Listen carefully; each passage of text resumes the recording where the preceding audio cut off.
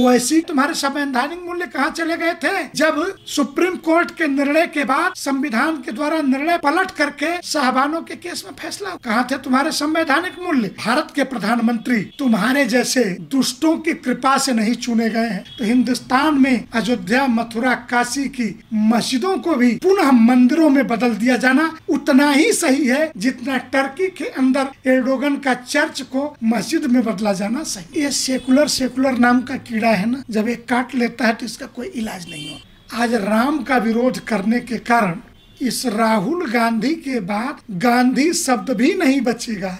जिन लोगों ने 3 दिन तक इंदिरा गांधी की लाश सड़ाकर उसका प्रसारण करा करके राजनीतिक फुटेज वेटेज बटोरने की कोशिश की हो, लाश को रख करके, उन लोगों के पास यह नैतिक अधिकार देश और समाज नहीं देता है।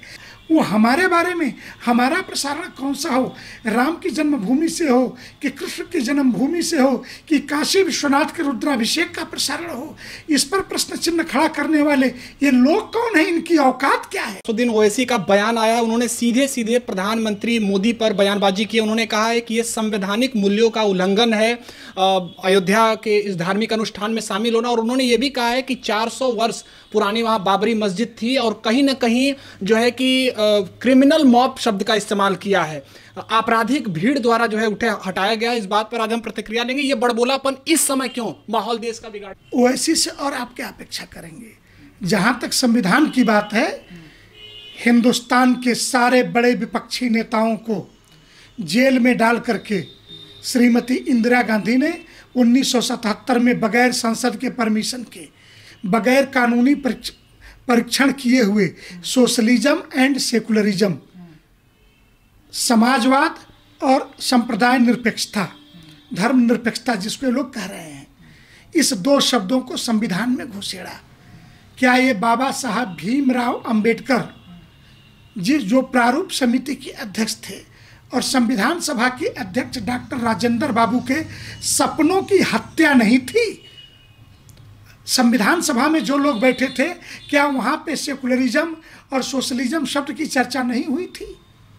तो भारतीय संविधान के मूल प्रस्तावना में इन 2 शब्दों को घुसेड़ने वाले लोग 1977 तक के शब्द 47 से 77, ये 30 वर्ष का कार्यकाल है। 30 साल बाद संविधान में कोई नया शब्द घुसेड़ दो, कोई ताकतवर शासक आए, कोई नया शब्द घुसेड़ दे और फिर कहा जाए कि ये संविधान की अवमानना है। अरे संविधान की अवमानना तो तब हुई जब संविधान के साथ इंदिरा गांधी ने बलात्कार किया, इन दोनों शब्दों को जोड़ करके। एक और दूसरी बात, नरेंद्र मोदी इस देश के प्रधानमंत्री से पहले एक सनातनी परंपरा के हिंदू हैं, एक धार्मिक व्यक्ति है। और ये बात मैं नहीं, डॉक्टर राजेंद्र बाबू जब गोरक्षनाथ मंदिर में दर्शन करने गए थे तो नेहरू ने प्रश्न चिन्ह खड़ा किया था, तो राजेंद्र बाबू ने कहा था नेहरू को जवाबी चिट्ठी लिखते हुए कि नेहरू जी, मैं राष्ट्रपति बाद में हूँ, पहले मैं जीरादेई गांव सिवान जिले की पैदाइश राजेंद्र प्रसाद हूँ, जो एक हिंदू है जो गोरक्षनाथ के मंदिर में दर्शन करेगा। इसलिए ये ओवैसी के द्वारा यह कहा गया शब्द मैं दूसरे शब्दों में देखता हूँ कि इनके लिए संप्रदाय निरपेक्षता और संवैधानिक मूल्य तभी तक हैं। अरे तुम्हारे संवैधानिक मूल्य कहाँ चले गए थे कि जब सुप्रीम कोर्ट के निर्णय के बाद संविधान के द्वारा निर्णय पलट करके साहबानों के केस में फैसला हुआ? कहाँ थे तुम्हारे संवैधानिक मूल्य? जब 3 तलाक के प्रश्न पे तुमने कहा कि हम शरीयत को मानेंगे, अरे शरिया को मानने वाले, शरीयत की बात करने वाले संविधान की आड़ में छुप करके तुम कब तक बात करोगे? इसलिए मैं ओवैसी मियाँ आपसे इतना ही कहूँगा कि भारतीय सुप्रीम कोर्ट के संविधान बेंच का सर्वसम्मत फैसला है और भारत के प्रधानमंत्री तुम्हारे जैसे दुष्टों की कृपा से नहीं चुने गए हैं।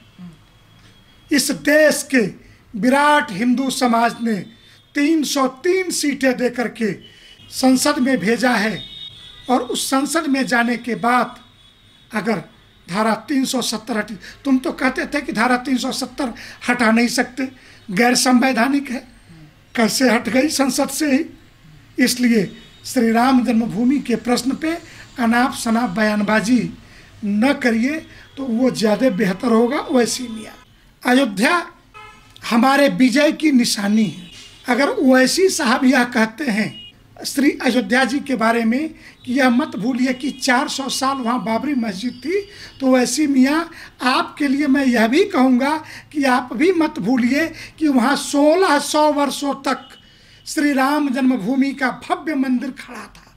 2000 वर्षों में 400 वर्ष तुम्हारे भग्नावशेष थे, तो 1600 वर्ष 1600 वर्ष भगवान श्री राम की जन्मभूमि पे दिव्य और भव्य मंदिर था और पुनः बदल रहा है। और दूसरी बात तुम्हारे लिए, अगर टर्की में हागी साफिया चर्च को तुमने एर्डोगन के द्वारा तुम मानते हो कि उसको चर्च को मस्जिद में बदल दिया जाना सही है, तो हिंदुस्तान में अयोध्या, मथुरा, काशी की मस्जिदों को भी पुनः मंदिरों में बदल दिया जाना उतना ही सही है जितना टर्की के अंदर एर्डोगन का चर्च को मस्जिद में बदला जाना सही। जब भी बात होती है अयोध्या की, तब मर्यादा पुरुषोत्तम भगवान श्री राम की अद्भुत छवि जो है सामने आने लगती है। अब जानते होंगे कि उत्तर प्रदेश के मुख्यमंत्री योगी आदित्यनाथ ने अयोध्या जाकर संतों के साथ बैठक की, उन तमाम बातों का जायजा लिया, लेकिन वहां से एक बातें स्पष्ट रूप से आई कि अयोध्या की जो दुनिया के सामने छवि होनी चाहिए वो प्रस्तुत करने का एक अवसर है। तो महाराज जी, यहाँ पर एक सवाल ये आता है कि क्यों इससे अब तक वंचित रहे हम, क्यों नहीं पहले उस छवि को दुनिया के सामने प्रस्तुत कर दिया गया? जो ये सेकुलर नाम का कीड़ा है ना, जब एक काट लेता है तो इसका कोई इलाज नहीं होता। इसका इलाज एक ही है। सोमनाथ के मंदिर में जब निर्माण हुआ, डॉक्टर राजेंद्र बाबू, सरदार वल्लभ भाई पटेल, प्रियरंजन दास, माणिक लाल मुंशी, इन सब ने जो भूमिका निभाई, नेहरू ने विरोध किया। इसके बाद से इस देश से नेहरू शब्द ही मिट गया। महात्मा गांधी के नाम का सहारा लेना पड़ा, गांधी नाम की एक टाइटल का। और आज राम का विरोध करने के कारण इस राहुल गांधी के बाद गांधी शब्द भी नहीं बचेगा इस वंश में। तो आप ये कल्पना करिए कि यह क्या हो रहा है। इस नाते हम कुछ प्रश्नों पर जब विचार करते हैं तो यह जरूर विचार करें कि कहीं न कहीं राम को लेकर के हमें इन उलझाओं में नहीं फंसना चाहिए। राजनीति का मुद्दा न बनाएं तो बेहतर है। जी, बात कर लिया जाए, अगर वेटिकन सिटी का प्रसारण दूरदर्शन पर होता है तब कोई दिक्कत की बात नहीं होती है, लेकिन अगर धार्मिक अनुष्ठान का बात कर लिया जाए तो अगर दूरदर्शन पर प्रसारण हो रहा है तो वामपंथी दलों को खटक रहा है।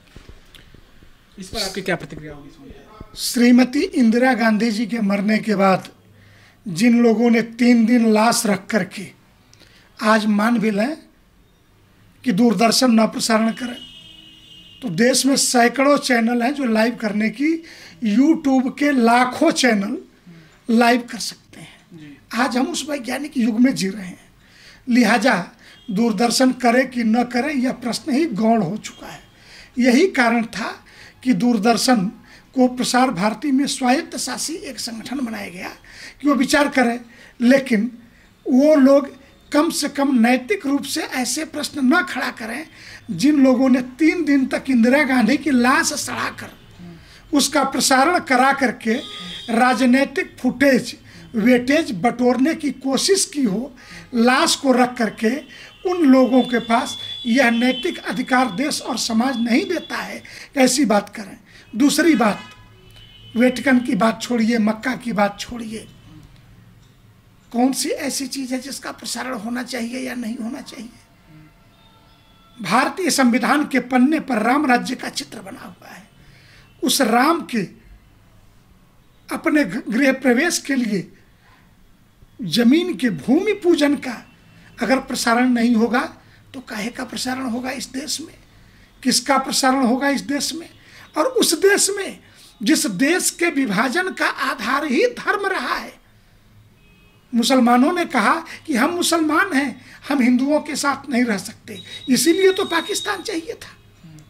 और उस देश में जिसका विभाजन हिंदू और मुसलमान के आधार पे हुआ है, हम रामकृष्ण गौतम के संतानों के साथ, हम महावीर स्वामी की संतानों के साथ नहीं रह सकते, हम गुरु गोविंद सिंह के गुरु परंपरा के संतानों के साथ नहीं रह सकते, इसलिए हमें अलग देश दे दो।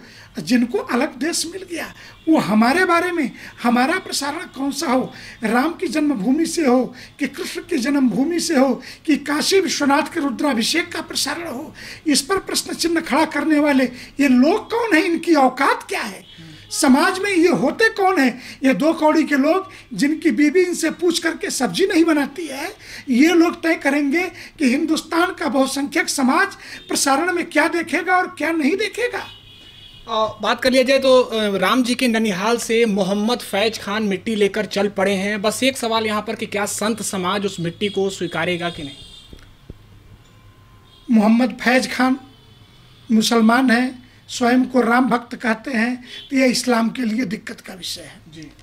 हमारे लिए कोई ये प्रश्न नहीं है स्वीकारने अस्वीकारने की।